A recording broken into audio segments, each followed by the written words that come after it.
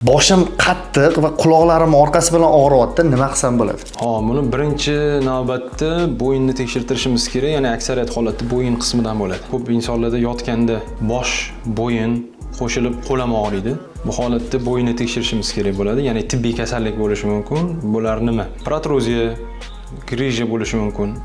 Osteoxondroz birinchi navbatda va o'shaga nervlarni, mushaklarni, qon tomirlarini siqilgani hisobiga, toraygani hisobiga ham boshga, quloq orqasiga og'riq beradi.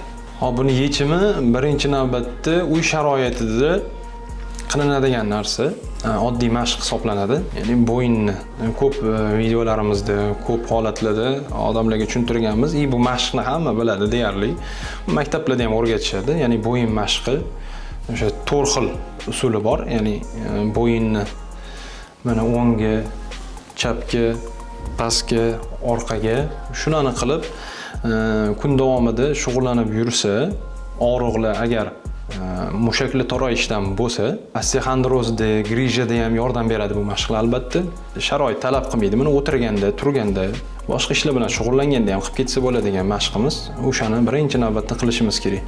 Agar bundan keyin ham kuchli surunkali og'riq bo'ladigan bo'lsa, albatta buni shifokorga ko'rsatish kerak bo'ladi. Va kineziologlar buni albatta yechimini bir zumda topishga yordam berishadi. Agar yuqorida sanab o'tgan muammolarimiz sizni ham bezovta qilayotgan bo'lsa, pastdagi raqamlarimizga hoziroq murojaat qiling.